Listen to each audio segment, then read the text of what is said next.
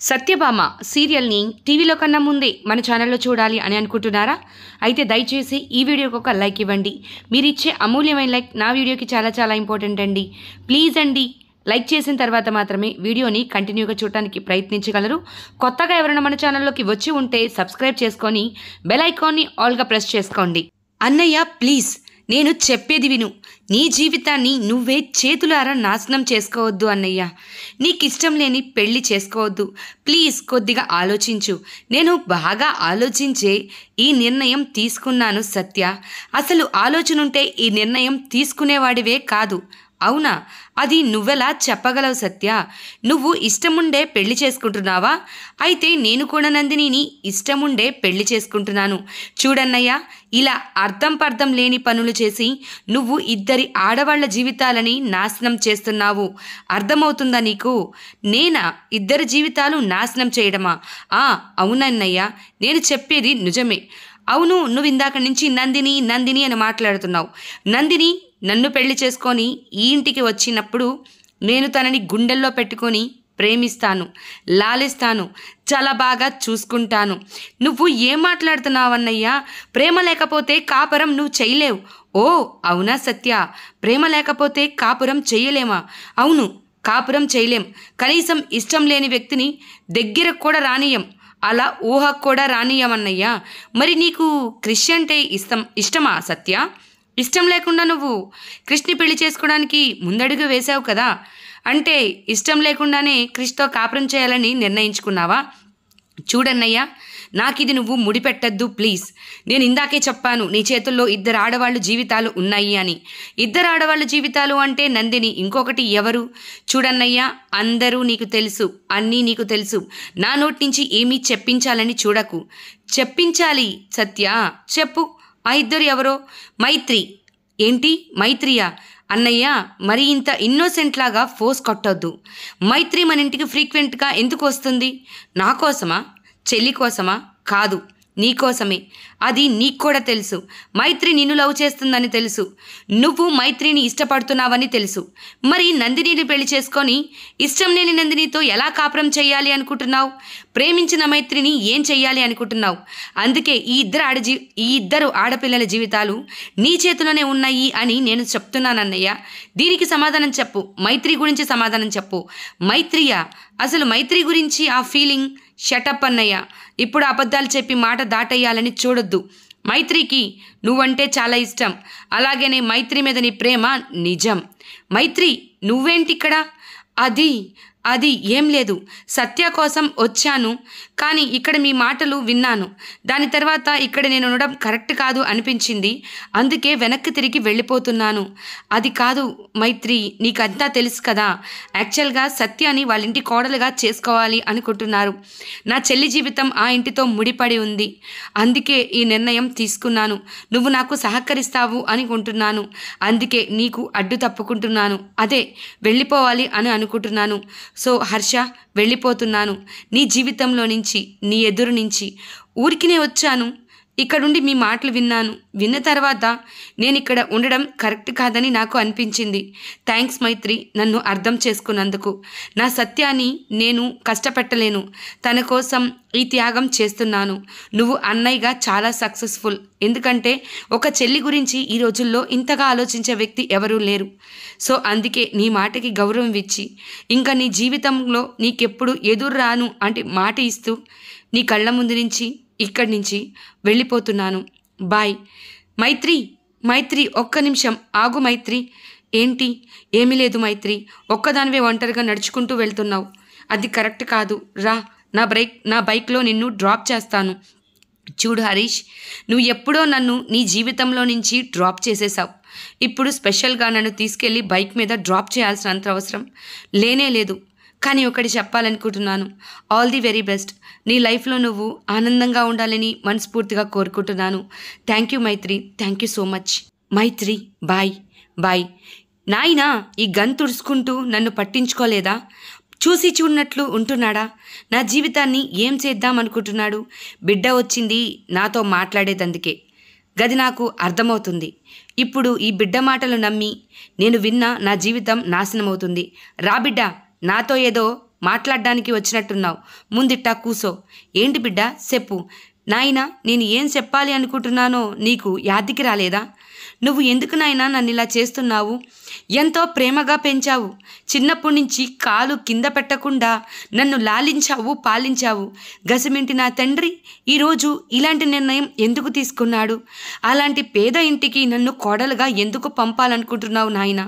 కొంచెం ఆలోచించు నాయనా. నాకు ఈ పెళ్ళంటే ఇష్టం లేదు. నేను ఈ ఇంట మహిరాణిలాగా పెరిగాను. మరి ఆ ఇంటికి వెళ్ళి నేను లేనిదానిలాగా ఎలా ఉండమంటావు నాయనా?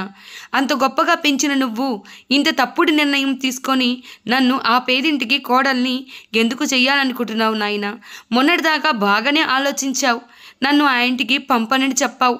ఈరోజు సడన్గా కొండ మార్పిడి పెళ్లి చేసి నన్ను ఆ ఇంటి కోడలుగా పంపించి నీ బాధ్యతని ఎందుకు నాయనా దించుకోవాలని చూస్తున్నావు? చెప్పు నాయనా, మాట్లాడు. తినాలే, పచ్చడి కూడే తినాలే, నేను చెప్పినట్టు వినాలే. ఈ కుండ మార్పిడి పెళ్ళి తప్పకుండా జరగాలే. దానికి కొన్ని లెక్కలుంటాయి. ఇప్పుడు దాకా నిన్ను మహిరాణిలాగా చూశాను కదా, ఏం కావాలంటే అది అప్పచెప్పినాను కదా. మరి ఇప్పుడు ఈ తండ్రి చెప్తున్నాడు, ఈ నాయనే చెప్తున్నాడు నిన్న పెళ్లి చేసుకోమని. చేసుకోవాలా? పెళ్లిపేటల మీద కూర్చొని కుండ మార్పిడి పెళ్ళి సంతోషంగా చేసుకోవాలా? అట్టా కాదని నువ్వు ఇట్లాగే మాట్లాడేవంటే తర్వాత జరిగే పరిణామం ఏందో ఎరికనా బిడ్డ? ఇదిగో ఈ గన్ చూసినావు కదా, ఎందుకు పొద్దున్నుంచి తుడుస్తున్నానో. ఎవరైతే ఎదురు మాట్లాడతారో దీంతో వాళ్ళ ప్రాణాలు తీసి పక్కన పడేస్తాను. ఒకవేళ నువ్వు కానీ తప్పుడు నిర్ణయం ఏమైనా తీసుకుంటే దీంతోనే నా తలకి గురిపెట్టుకొని నేను కూడా చచ్చిపోతాను బిడ్డ. ఇక ఒక్క మాట కూడా మాట్లాడొద్దు.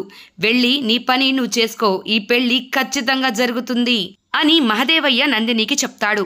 బాబీ క్రిష్కి ఫోన్ చేయడంతో క్రిష్ చాలా కోపంగా వస్తూ ఉంటాడు. యాడ్రా వాడు, యాడున్నాడు? ఈరోజు వాడు సచ్చిండు నా చేతుల్లో. నా లవర్కే టెండర్ పెట్టిండీడు. చంపేస్తానాడిని. నా లవర్నే పొరిసిందాడు. చంపేస్తాను. ఆటలో నన్ను కొట్టేవాడు ఎవరు లేడు. ఈ ఖాళీగాడు సూపర్ రా. ఎవడురా ఇక్కడ ఖాళీ? ఎవడురా వాడు సూపర్. వాడిని కొట్టేవాడు లేడని అనుకోవద్దు. ఈ క్రిష్ గాడున్నాడు రా నిన్ను ఇరిచి చేతిలో పెట్టడానికి. కొడక, ఇప్పుడు దాకా ఎక్కడ దాక్కున్నావురా? నా సత్యాన్ని, నా లవర్నే కష్టపెడతావా? తననే పొడుస్తావా? తన ప్రాణాలే తీయాలని చూస్తావా? వదినమ్మ వదినమ్మ అంటూనే తన వెనకమాల నా వెనకమాల గోతులు తీస్తావా? అన్నా అంటే నరుకుతారా ఇంకొకసారి? ఈ క్రిష్ జోలికే వచ్చావా? ఇప్పుడు దాకా క్రిష్ ప్రేమ ఏంటి అని చూశావు. ఇప్పుడు ఈడు పగపడితే ఎట్టుంటుందో చూస్తావు. అరే ఏది రా చెయ్యా? ఏది? నా లవర్ని పొడిచిన చెయ్యి ఏది? ఇదేనా? ఈ చెయ్యే ఉండకూడదురా. ఈ చెయ్యే కాదు, నువ్వు ఉండకూడదు. అన్నా క్షమించోదునా, క్షమించి అన్నా, ఇంకెప్పుడు వదిన జోలికి రాను. ఏందిరా నువ్వు వదిన జోలికి వచ్చేది? నీ కంఠంలో ప్రాణం ఉంటేనే, నువ్వు బ్రతికి ఉంటేనే కదా మళ్ళీ మా జీవితాల్లోకి అడ్డు రానికి. అందుకే నువ్వు సావాలా, నిన్ను నేను సంపాలా. ఫస్ట్ ఈ చేతిని సంపుతా, తర్వాత నిన్ను సంపుతా అని చెప్పి ఇక కొడుతూ ఉంటాడు. ఒరే బాబీ, ఈడు సచ్చిండా లేదా? బాగా చూడు. బతికుంటే తీసుకెళ్ళి దవాఖానాలో పడేయి, సచ్చుంటే తీసుకెళ్ళి శ్మశానంలో పడేయి. ఇంకెప్పుడు వదిన జీవితంలో కానీ నా జీవితంలో కానీ ఈడి తొంగి చూడకూడదు. నా పేరు చెపితే ఈడికి వెన్నులో వణుకు పుట్టాలా. ఎప్పుడైనా సరే మా జీవితంలో తొంగి చూడాలంటే మళ్ళీ ఈడికి ధైర్యం రాకూడదు. చెక్ చేయరా వాడి డెడ్ బాడీని. నాకు తెలిసి సచ్చుంటాడు కొడుకు. మళ్ళీ సావక బతికి ఉంటే మాత్రం తీసుకెళ్ళి ఈడ్ని డాక్టర్ దగ్గరికి పడేయి. గుర్తుపెట్టుకో, నువ్వు ఎవరి జోలికన్నారా? నా సత్య జోలికి కానీ నా జోలికి కానీ వచ్చి మా ఆనందానికి అడ్డు వచ్చి కానీ మమ్మల్ని విడతీయాలనుకున్నావా? జాగ్రత్త అని చెప్పి క్రిష్ ఇక కాళీని చచ్చేలాగా కొడతాడు. కాళీకి కడుపులో ఏదో కత్తి పొడుచుకుంటుంది. కదలకుండా పడి ఉంటాడు.